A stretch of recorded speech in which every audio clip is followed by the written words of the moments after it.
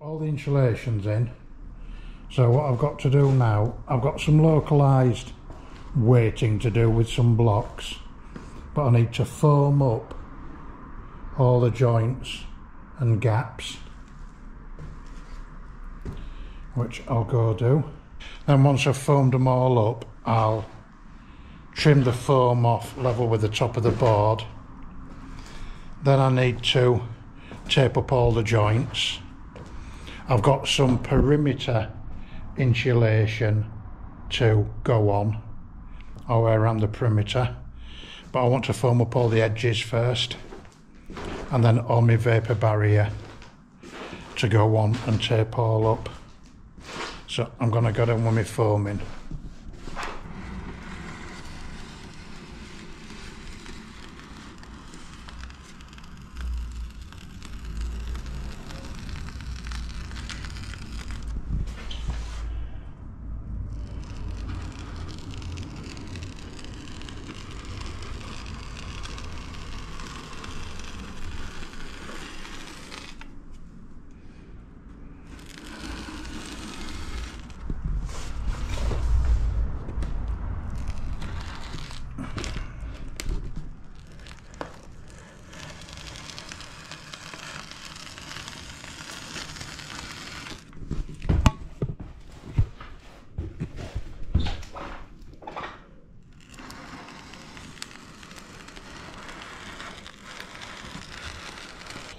Right, I've been round and foamed up you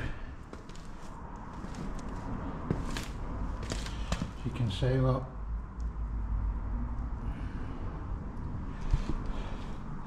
these blocks are just doing some localised weighting down, because I've got cambers in the beams. You know, you put them with your camber at the top, they're not all flat. You know, in a few areas it's made the boards rock slightly. The worst two are them. So tomorrow I'm going to lift all these blocks up and I'm going to stack them on these two boards. I just want to try and get them down. If not, stupid idiot.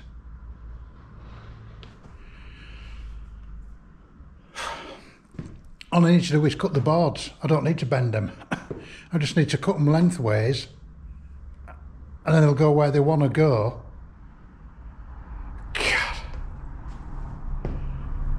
Bang. Right. I'll get that done. So you can see how much that board's lifted by. I've just cut that one down the back.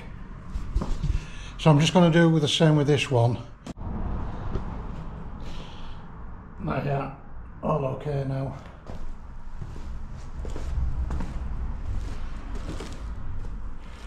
Just split it down the top. No problem. I'll foam all that up. Beggars belief why I even tried bending it. I should have just thought, but I didn't. Anyway, hindsight's a wonderful thing. But it's sorted. So, there we go. I'm all foamed up. Well, I've got over there to foam up, but I've run out of foam.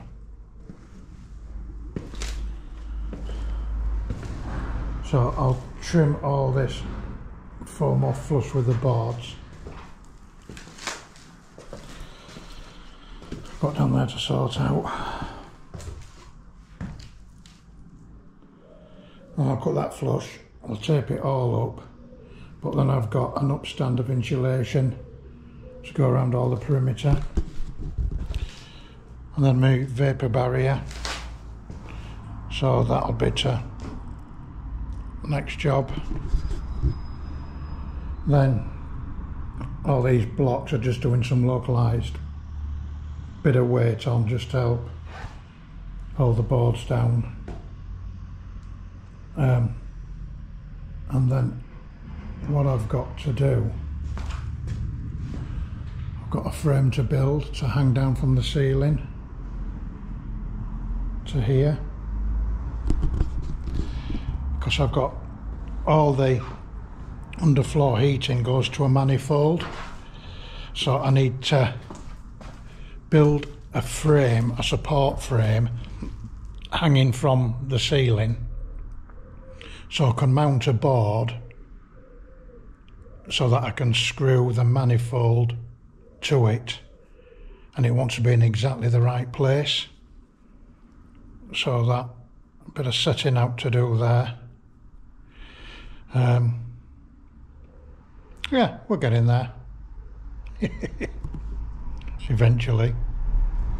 Right, so I've been round and I've trimmed all my foam insulation down, ready for taping up. But what I'm going to do now is I'm going to do my perimeter insulation. I could have put my perimeter on insulation. I could have put my perimeter insulation on first, but why I didn't was money.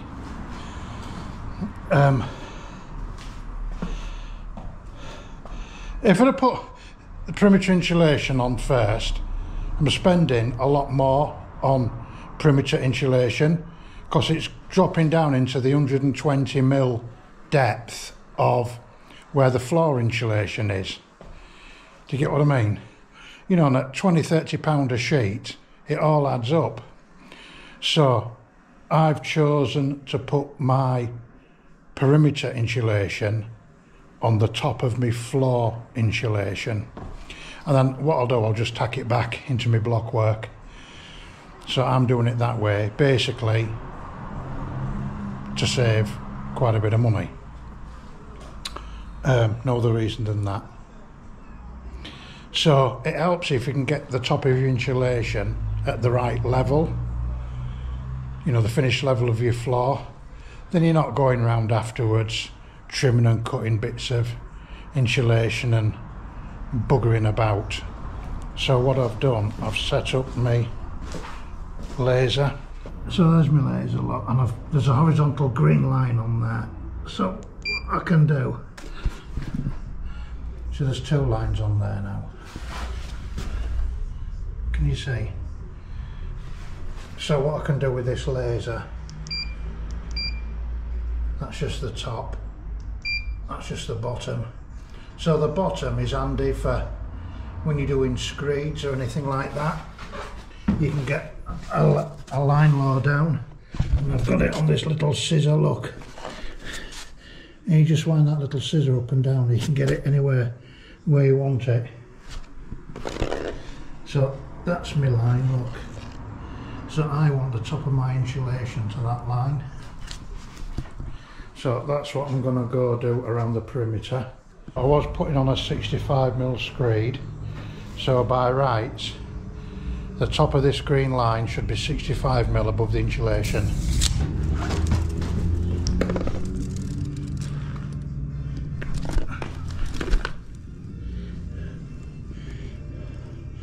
I'll take that as a win.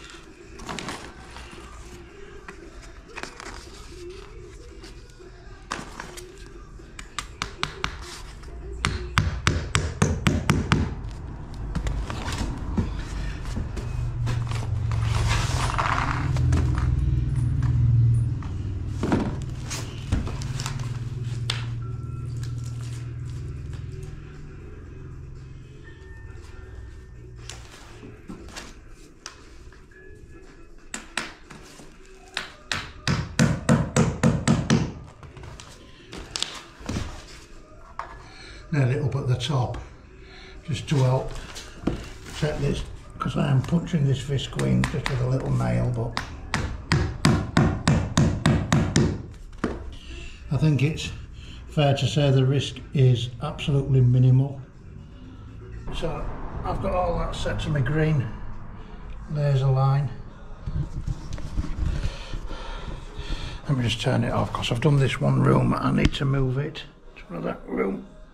I don't like moving it when it's turned on. So I'm now just gonna blow out the little gap underneath. You know, just where it takes up the undulations in the insulation, and then I'm gonna foam it all up.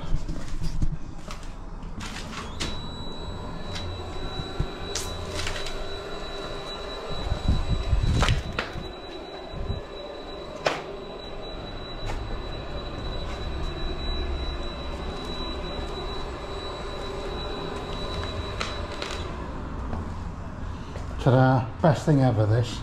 One of the best things ever. I've got a lot of best things ever. Depends which one I've got in my hand at the time.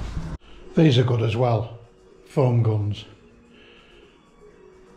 You know, you can leave that kind of foam on there weeks and this will still work, providing you turn the nozzle off.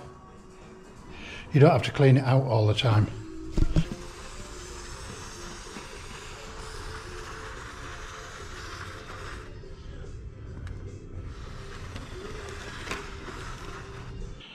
Right, so before I put my vapour barrier down over everywhere, what we've got to do? Yeah, my manifold. So this is my manifold for my underfloor heating.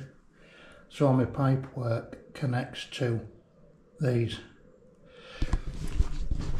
Now originally I was having a gas boiler, and the gas boiler was going in a cupboard in that corner. So then when I changed my mind, it caused me quite a lot of problems, and one of the problems is fitting everything into the space of the cupboard, because I now need a cylinder and all the electrical equipment and everything else what goes with it to fit in this cupboard, and it won't fit. Or in the cupboard I originally had. So I've sketched out, well, I've designed all the interior of a cupboard. I'm going to make the cupboard and make it look like a kitchen cupboard. And I sent it to New Heat and the plumber and the electrician, and we believe it can all work. It's very tight, but I do have faith in these guys because they've done an installation in a cupboard for me before, which wasn't easy, and it looks amazing. So I'd like to think it'll work. It's got to work because I've nowhere else for it to go. And one of the things is this manifold and pipe work. So what I've got, there's a row of cupboards come down here.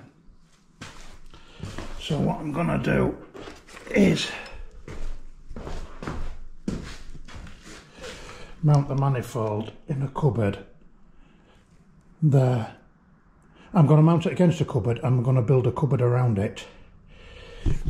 So what I need to do is set these cupboards out where they all are on the floor.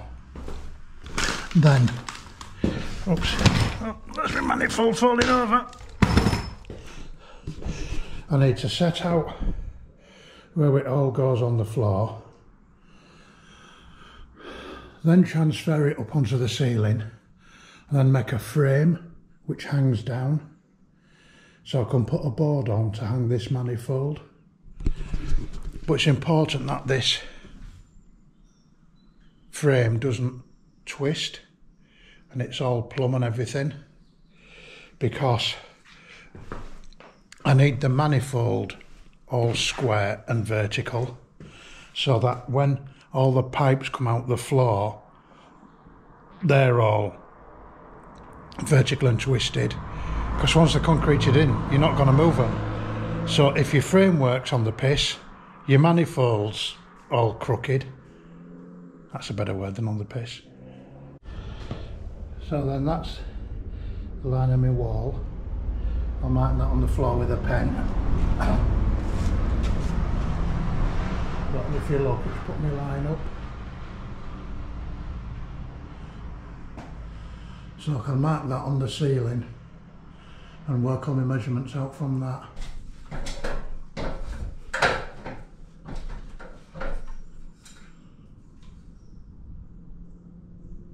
Right then, so there's the framework in for the manifold.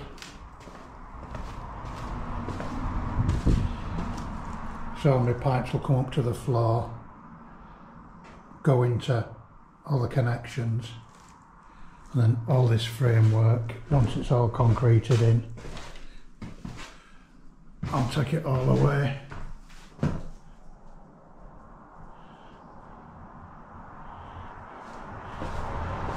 I've set this up here just so, at that height, just so that you can walk underneath it. But then, if this starts to twist a little bit,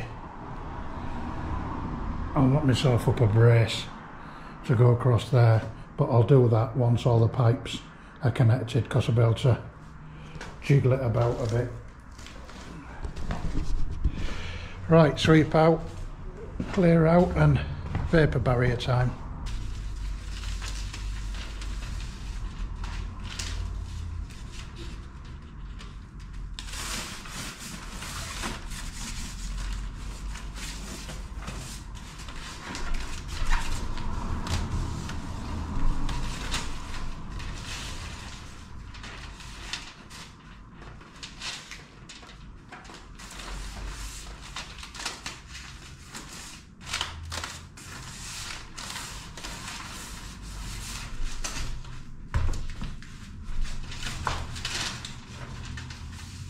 Yeah, like you say, there's some of the fault going down.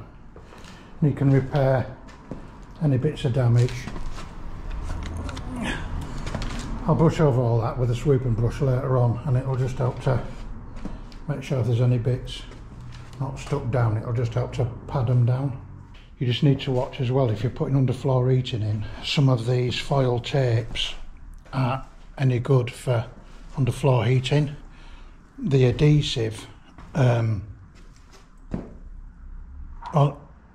adhesive at high temperatures, it starts to fail, so you just need to be aware of that and just make sure you use a tape which is okay for underfloor heating. And again, one of these little blowers are fantastic. Just turn it onto a low setting. You can just smooth away any bits of dust just before you put your tape down. You have a blower, it's surprising how much you use it. And I'll tell you what it's great for. If you've got a household hoover, blowing out all the filters. God, you'd be amazed at what comes out. And it just helps you prolong your filters, anything. Sounds rude, this, blow myself down before going in the house, you know, outside, just gets dust and everything. And good piece of kit. No repairs there. Around the water main.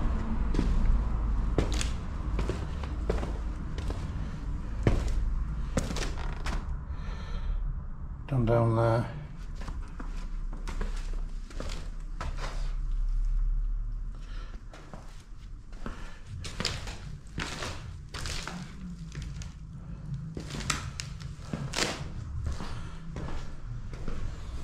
I've still got the perimeter to do. That corner.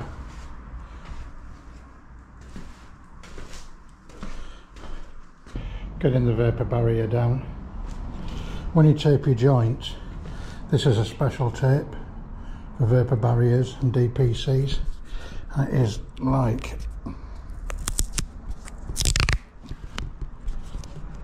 thick butyl rubber. Mammoth tapes, mammoth tasks. You know, so it's a tape especially for the job. My friend Pat keeps telling me off for not having any knee pads on. There you go, Pat, just for you. And he's absolutely right, I should have them on. My knees are sore, so lesson learnt, Pat. So when I'm putting my vapour barriers down, as well as any visqueen, I like to tackle it little bits at a time. So I've got it out, well, folded out. And what I've done, I've got my overlap and I just stick one bit of tape on.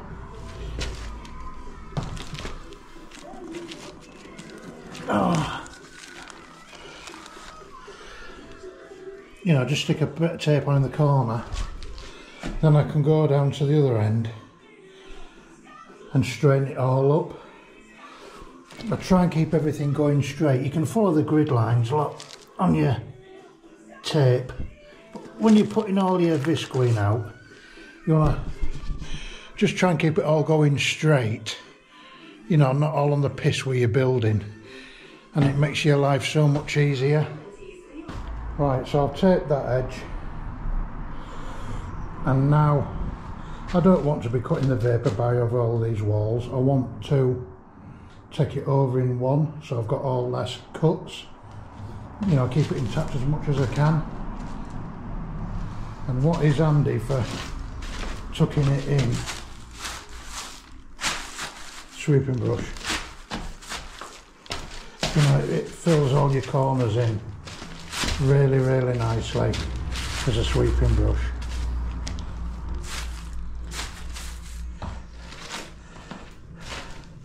You know, then stand up there and I can just pull, that's up, and I can just pull that side in nicely.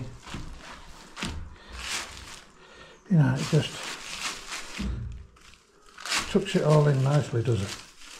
Oh, I'm trying to show you and I'm missing where I'm filming. But soft sweeping brush just tucks it all in nicely, all where you need it. Yeah, so I've tucked it in at that side of the wall and tucked it in there. Been round my door reveals and there. Because what you don't want to do is fasten that edge and then fasten this edge. You need this end to be loose, because when you do all your tucking in, you keep pulling that edge further down. So I always like to work my way across. Got some detailing to do around here, look, tuck it all in round here. You also need to make sure that all your laps and everything are all taped up, because what you don't want to do is when you start pumping, this is going to be a liquid screed in here, so it goes in like water. When you start pumping that in, you don't want any free joints in your vapour barrier, because otherwise all your screed starts going underneath. It starts lifting your barrier and everything, so and it's not right, is it? So you need to make sure that all your joints and everything are 100% taped. Well, I've got all my vapour barrier down, and if I'm on it, no I haven't. Missed a bit down there by the door, I need to sort that. What I'm disappointed in is that I didn't have enough vapour barrier for a piece in there and that. It's like 40 quid a roll, and I thought I had to make a financial decision. You know, I'll just use a bit of it and I'll throw the rest away. So I've done it in visqueen. It doesn't look pretty, but it'll do the job. You know, and I've got plenty of lap. I've been able to form my corners in and everything.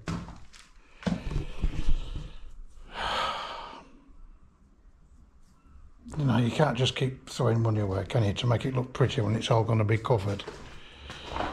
Even though my head says I should have done, but yeah. Not wrong with it. That's what I've done. That was my decision on cost, and it'll be fine. Move on, Jeffrey. So what I've got to do next, there's a shower tray goes in there, so I need to set out where the shower waste goes, because I want to make a shutter. The shower waste is going down there and through the wall, so I want to make a shutter so that no screed goes in where the shower waste goes. And what I'll do at a future date, we'll set the shower tray, set the waste in, get all that set up, and then I'll screed where I've left out and infill it. You know, you don't want to be filling the floor full of screed, then cutting and chopping out, do you? You're better off to make a shutter and leave it out in the first place. Right, so I think I'm ready now for me underfloor heating to go in. Just excuse the black visqueen, I just think it looks patchy, but it's only because I ran out of me stuff and it'll do the job. So I've got all my door done there, more sealed around all my pipes, and over there. This is my shuttering. So I've used some polystyrene blocks, and what happens is my shower tray waste comes in 75mm from the edge of the wall, well, with a plastic 100mm, and then this other strip will allow me to that's where my shower waste will go. So because I've put that in, when we screed, I can, what can I do? Yeah, it'll stop screed going in a channel there, and then when the screed's gone off, I can lift all that out, and I'll have my slot for my waste, which goes through that wall, and then all I have to do is infill the floor. And I've stuck some visqueen, some damp course, to the edge of the polystyrene. That'll just stop screed sticking to it and just make it easier to get out. I'm pleased I've done all this. It's taken me a week. All these videos are little bits from every day. So I've been coming out here about 6:15 on the morning, just having half an hour and then getting ready to go to work. But you know, at the end of the way, it's done then, isn't it? So I'm pleased about that. Right, it's 6:50 now, so I'm off to work. Well, just quick cup of slurp of tea and then I'm going. See you later. Yeah, and also what I'll do on the top of the polystyrene, I'm going to stick some blocks on, so that when the screed goes in, it doesn't lift all the polystyrene up. So that'll add some weight on. Polystyrene's handy if ever you do any shuttering or you need to make some inserts. I'm not condoning this, but if you use polystyrene, you can pour petrol on it afterwards, neat petrol, and it just totally dissolves the polystyrene, just totally disintegrates it, and you only need a tiny bit. Obviously you only want to be doing that outside, and I won't condone it, but it's got me out of, made it easy for me on a few occasions. Just don't be smoking. So I've weighted them down, stop them lifting. There's my pipe work and my spacer things for turning it all around. Forget what you call them. You know what it all clips into.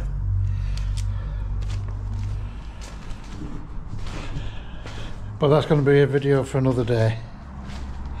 So I hope you've enjoyed watching this part 1 and part 2, and you've maybe picked a little something up along the way, or if you've anything you can tell me, to put it in the comments, you know, which will improve me, you know what I mean. I'm all up for that too.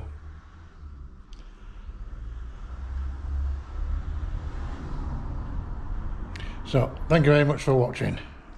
I'll see you next time.